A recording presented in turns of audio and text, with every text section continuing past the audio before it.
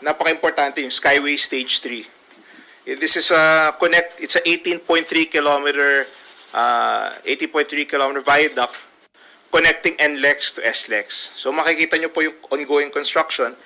Pag natapos po itong Skyway Stage 3, yung travel time from Makati to Balintawak, ngayon po, siguro kung gagamitin yung EDSA, it will reach almost maybe 1.5 to 2 hours. Pag natapos po itong Skyway, the travel time from Makati to Balintawak will be reduced to 15 to 20 minutes.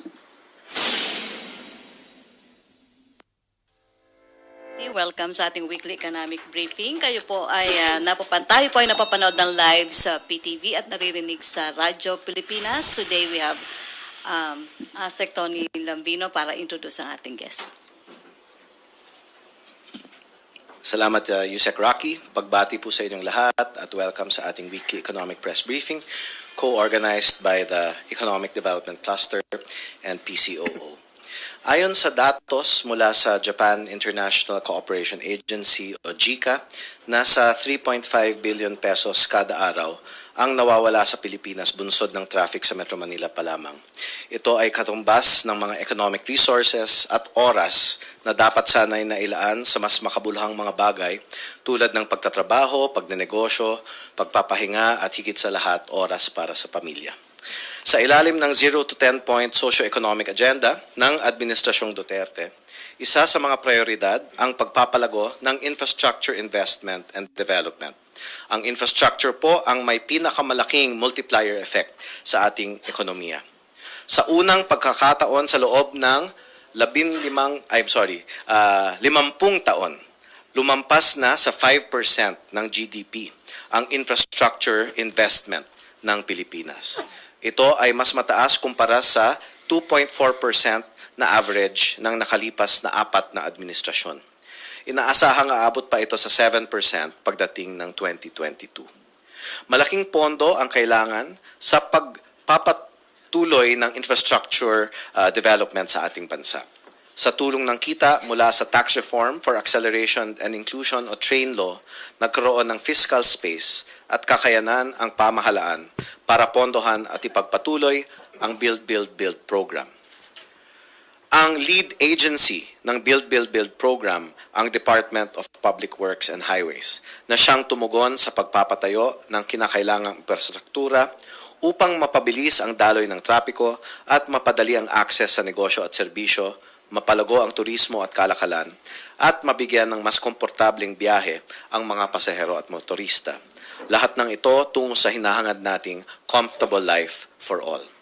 Ngayong umaga ay makakasama natin ang Chair ng Infrastructure Cluster at ang Public Works and Highways Secretary na si Secretary Mark Villar upang ibahagi ang mga accomplishments ng DPWH sa nakaraang taon kaakibat ng Build, Build, Build program. Build, Build, Build program. Secretary Villar. Maraming salamat at magandang umaga po sa inyong lahat. At alam ko naman po na marami pong interesado sa ating Build, Build, Build program at nais ko pong ibahagi sa inyong lahat kung ano po yung mga accomplishments, lalo na po ngayon at halfway point ng administrasyon ni President Duterte. At I'm sure gusto nyo na rin malaman kung ano pong naging accomplishments at kung ano po yung plano natin sa susunod na 2 years in this, sa susunod na 3 years almost, 2.5 years sa administrasyon ni Presidente. Unang-una po, magbibigay po ako ng overview ng implementation ng ating mga projects. Ito po ang first slide. Makikita nyo po, since 2016, paakyat po yung disbursements. So, ibig sabihin, nakapag-implement po ang gobyerno sa 2019 ng 696 billion pesos worth of projects. In fact, since 2016, this is the beginning of the term ni President Duterte, the government was able to implement 2 trillion worth of infrastructure projects. This is unprecedented in the history of our country. Next slide, please. Ito ang comparison. Sa 2012, in the years 2012 to 2015, ang ang value ng projects na na-implement ng gobyerno ay 715 billion.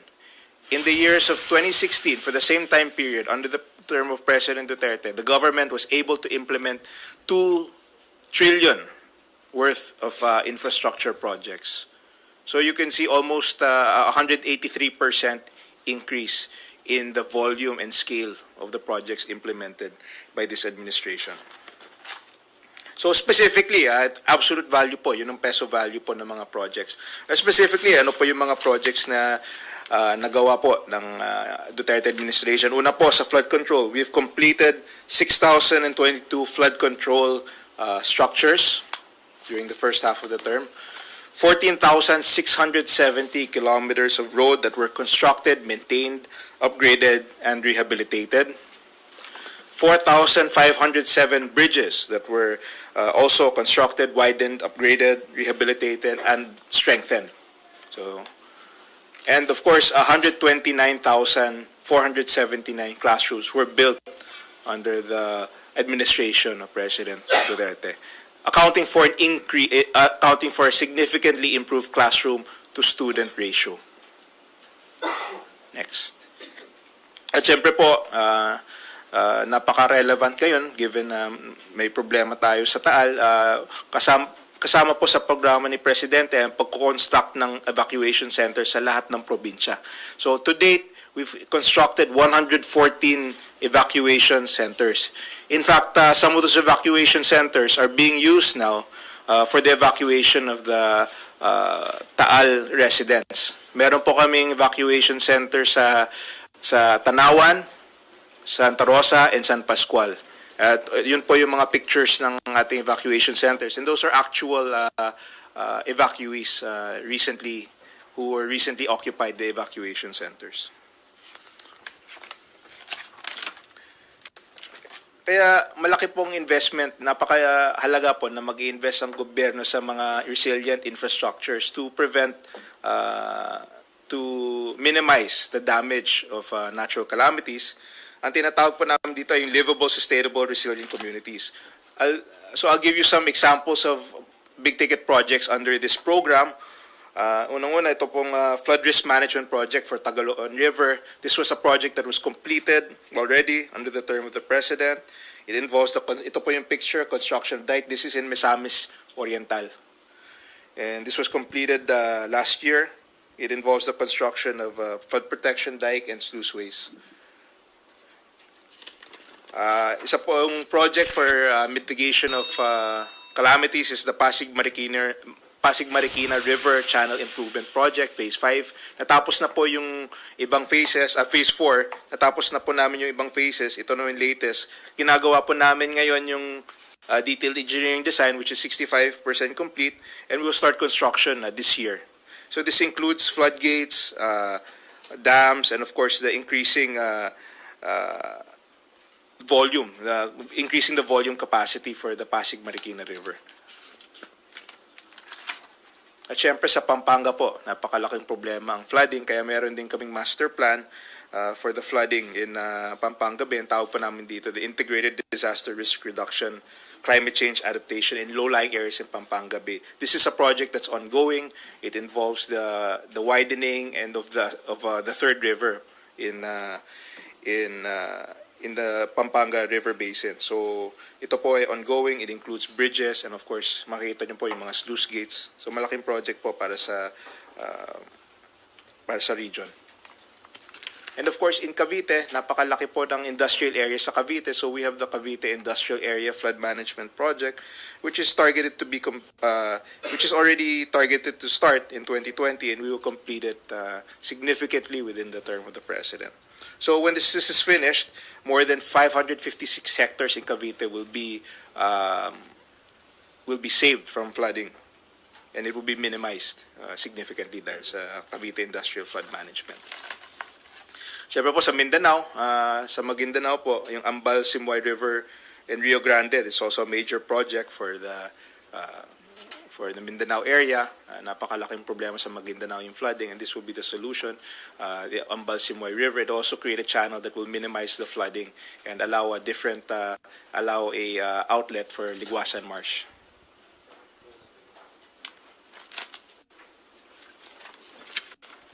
Next po, the Metro Manila Seismic Improvement. We have 2 bridges here in Metro Manila. Ito po isang sample ng strengthening ng ating mga bridges. Siyempre lahat po ng bridges, tuloy-tuloy po ang programa namin para ma-strengthen at para maging seismic rated po ang ating mga bridges. 2 of the larger bridges here in Metro Manila are the Guadalupe and Lambingan Bridge.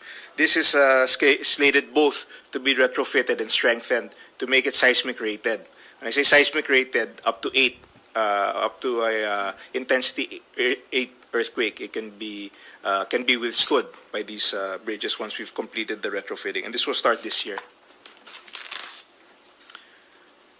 Siyempre, hindi lang po sa Metro Manila, pero marami kaming convergence programs. These are partnerships with the Department of Transportation, Department of Tourism, Department of Trade and Industry, and we do local projects na may national significance or may national purpose. So ito po yung mga examples. Una po, itong isang example ng aming convergence sa DOTR. We just completed the Panglao Airport, and the road network surrounding the new Panglao Airport was funded through the convergence programs. Makikita nyo po, ito yung actual road. We spent 200 million pesos to improve the road network in partnership with the Department of Transportation, which opened the Panglao Airport last year. Also sa Camarines po, Pasacao-Balatan Tourism Highway. This is also ongoing 40-kilometer road project to improve the tourism in Camarines Sur. That's ongoing. And of course, the Boracay Circumferential Road. We're all familiar with yung 6-month closure ng Boracay. At itong almost 1 billion, the government spent almost 1 billion pesos to rehabilitate. Hindi lang po yung road network, pati yung drainage system sa Boracay. So, at this point, natapos na po yung first phase ng Boracay Circumferential Road. And we already more than 60% sa phase 2 ng Boracay Circumferential. Ito po yung mga pictures. You can see the difference. Gumawa na kami ng, kung dati po, there's a very narrow road previously, naging standard 6 meters plus a 2-meter sidewalk. So 10 meters ang nakuha namin. So may 2-meter sidewalk on each side, and there's a road network with drainage. Dati po kasi walang drainage po. Ngayon nakaroon ng drainage, nakaroon pa ng sidewalk. Makikita nyo po sa pictures yung before and after of the Boracay Circumferential Road. And dun po, ito yung port. Then makikita nyo po yung sidewalk. So, dun po.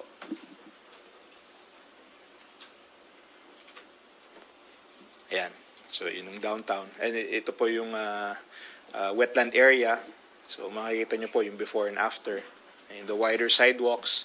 Pati yung mga utilities na transfer na rin po. And of course, binanggit po kanina ni Yusek yung mga losses natin sa traffic traffic. Almost 2.5 billion pesos a day. And actually, even higher. So, ano pong solution natin dito sa traffic? Una po yung, binanggit ko po dati, yung Luzon Spine Expressway Network. The objective of the Luzon Spine Expressway is to connect the north to the south via high-speed highway network. Pag natapos po yung high-speed highway network, ang travel time po from La Union to Bicol will be cut from almost 18 hours to only 8 to 9 hours. So kasama po sa Luzon Spine Expressway is of course the TPLX, which is by this year, we are pushing to open the final Rosario exit, and very soon we will also approve and start the extension, yung TPLX extension hanggang San Fernando. So makikita nyo po sa mapa. Patapos na yung original alignment at ngayon po sisimulan na yung extension up to San Fernando. So this is part of yung sinabi namin Luzon Spine Expressway Network. Pag natapos po ito, you will be able to go from north to south by a high-speed highway.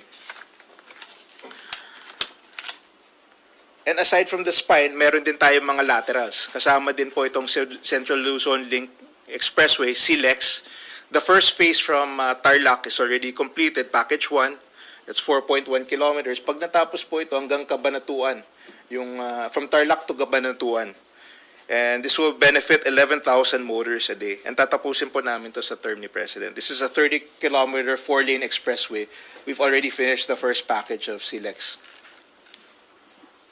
Ito po yung widening. Natapos na po namin yung arterial bypass at ngayon po wina-widen kasi 2 lanes ang first phase. Ngayon naman po nasa second phase na kami and we will be completing this also within the term. At this point, we are already at 75% for the construction. And at this point, hanggang Batangas, meron po tayong star toll pero wala pa tayong high-speed highway going to Quezon. So ito po yung TR4 which has already started construction. It's a 66-kilometer toll road. We've already acquired significant right-of-way sa TR4. Ito siguro tatlong beses na to na inaugurate pero hindi pa nasisimulan. At this point, it's already civil works are ongoing. We've already acquired significant portions of right-of-way. And we're also targeting to finish this within the term of the President. So yung biyahe nyo papuntang Lucena, umabot din ng 4 to 5 hours. Pag natapos po ito, baka kalahati na lang. Baka 1 to 2 hours na lang po ang biyahe papuntang Lucena. And of course, after Quezon, itutuloy namin to hanggang Bicol, which is why the Quebecs, last year, we finished the final feasibility study for the Quebecs. So at this point, we're ready to start implementing. It's a 220-kilometer highway going to Bicol, and this will be the final leg of the Luzon Spine Expressway network, the south portion. So we submitted to the NEDA, and it will very soon, we can expect ICC approval and implementation. Kasama din po ang Camarines Sur Expressway, which is a 15.2-kilometer expressway, which is also priority, and we also, civil works are ongoing. So ano po ang effect nito? The time between San Fernando and Pili will be reduced from 51 minutes to only 11 minutes. At syempre po sa Cebu, ongoing na po yung Metro Cebu Expressway, 73-kilometer expressway from Naga City to Danao City. Travel time from 3 hours to only 1 hour and 10 minutes between the two. And it's ongoing at this point, the segment of the Naga-Talisay boundary. So the first segment is already ongoing. Makikita nyo po yung picture ng Metro Cebu Expressway. Natapos na po yung Cagayan de Oro Coastal Road. This was a project that in the past encountered right-of-way issues pero na-resolve kaagad at ngayon tapos na po. So nagagamit na po yung Cagayan de Oro Coastal Road. Ongoing now sa Davao City Coastal Road, ito po yung picture. As you can see, it's already in advanced stages of construction, the first phase. So it's an 18-kilometer bypass road, which includes 9 bridges. And it's expected 10,000 travelers, at least 10,000 travelers per day.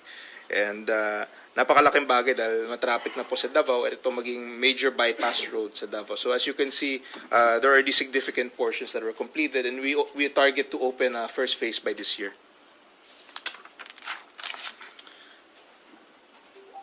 Isa pang project sa Davao, in Davao City Bypass, which would be a 45.5-kilometer highway, which is also ongoing now sa Davao.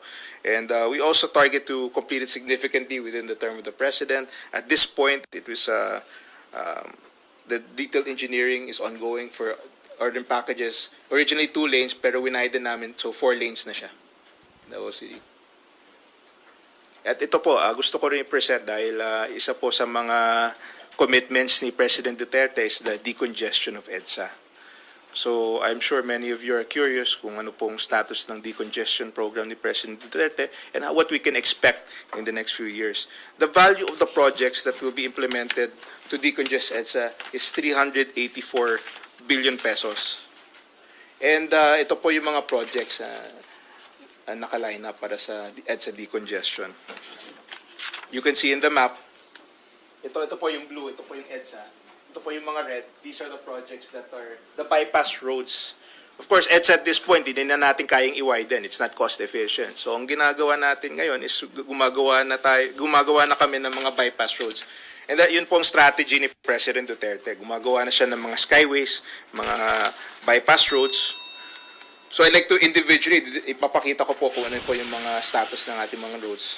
Ito po yung napaka-importante, yung Skyway Stage 3. This is it's a 18.3-kilometer 80.3 kilometer viaduct connecting NLEX to SLEX. So makikita nyo po yung ongoing construction. Pag natapos po itong Skyway Stage 3, yung travel time from Makati to Balintawak, ngayon po, siguro kung gagamitin yung EDSA, it will reach almost maybe 1.5 to 2 hours. Pag natapos po itong Skyway, the travel time from Makati to Balintawak will be reduced to 15 to 20 minutes.